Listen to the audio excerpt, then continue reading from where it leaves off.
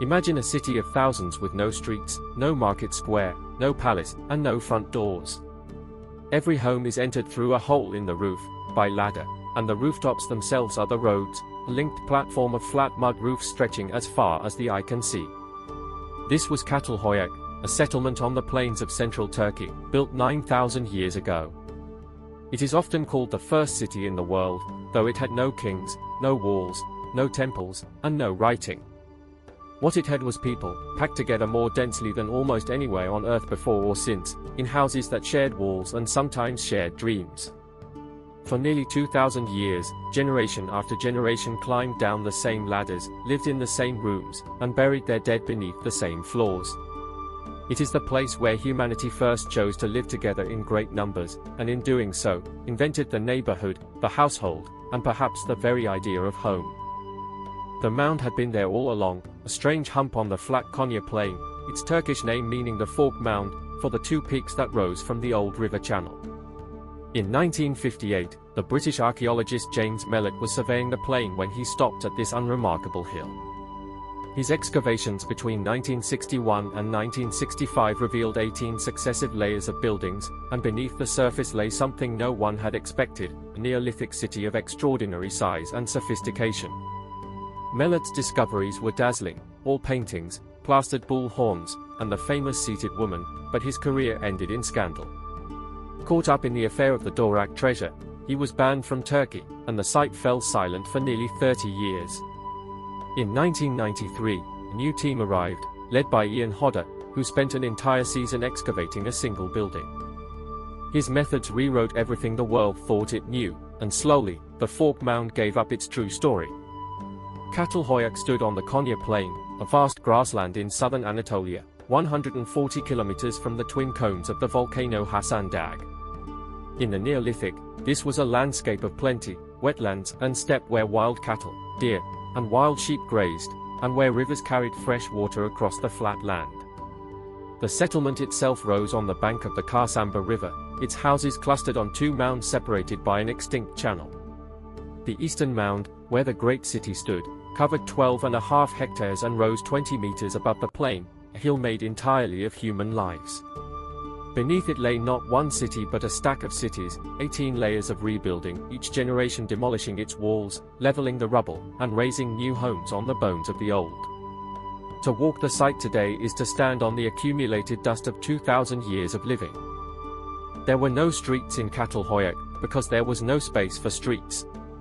The houses were built wall to wall, sharing party walls with their neighbors, packed together like cells in a honeycomb.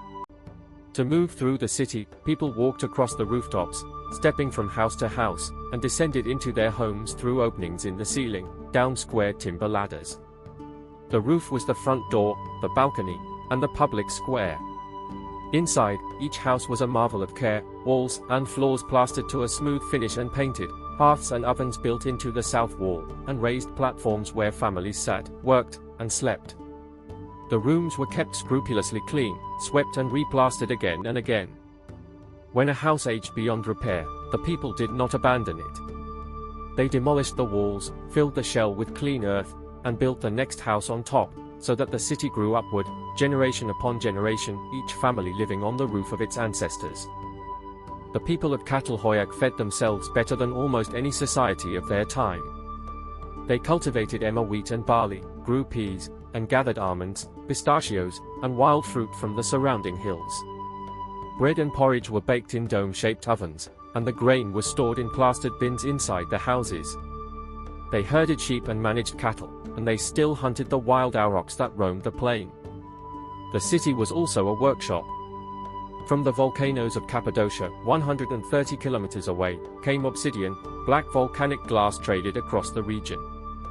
The Catalhoyuk craftsmen knapped it into razor-sharp blades, daggers, scrapers, and sickle blades, and polished it into mirrors, among the oldest mirrors ever made, in which a Neolithic face could see itself for the first time. Beads, bone tools, and woven baskets filled the houses, and the people of the city spun and wove the wool of their flocks into cloth. The dead of Catalhoyuk never really left. They were buried beneath the floors of the houses, in shallow graves dug under the platforms where their families slept and worked. Over the centuries, hundreds of bodies were laid to rest inside the homes, some with grave goods, beads, and tools, others in secondary burials, their bones gathered and reburied long after death. Some skulls were removed from the bodies, plastered and painted, and passed down through the generations, kept close as relics of beloved ancestors. The house was therefore not simply a home. It was a family vault, a place where the living slept above the bones of their grandparents, where the boundary between the world of the living and the world of the dead was as thin as a plaster floor. For the people of Catalhoyuk, ancestry was not memory but presence, the family literally built into the fabric of the home. The walls of Catalhoyuk spoke. Paintings in red ochre covered the plaster, scenes of vultures with human bodies, of hunters and wild animals, and geometric patterns of extraordinary skill. One famous painting shows a town beneath a twin-peaked volcano, perhaps the oldest landscape painting in the world. Into the walls, the people set the horns of bulls, bucrania, plastered over until only the white horns thrust from the surface, a motif that would echo through later civilizations. And they modeled clay, more than 2,500 figurines, most of them animals, but nearly 200 human. The most famous is the seated woman, a plump figure enthroned between two great cats, found in a grain bin, perhaps guarding the harvest.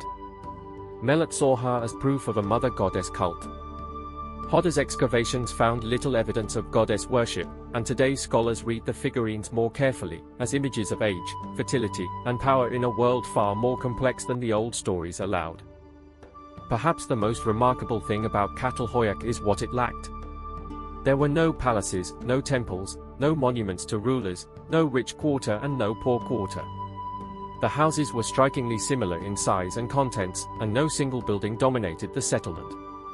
This was a society without kings, without chiefs, without priests who ruled, and yet it held together for 2,000 years.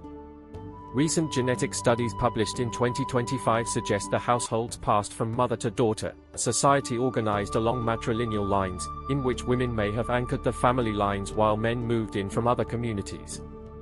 Neighbors depended on neighbors, for trade, for marriage, and for survival.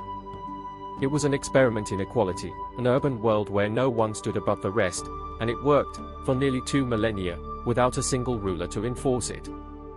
Around 1600 BC, the eastern mound of Catalhoyuk fell silent.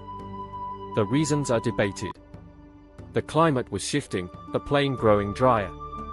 Centuries of farming may have exhausted the soil, and overgrazing by the great herds may have stripped the landscape.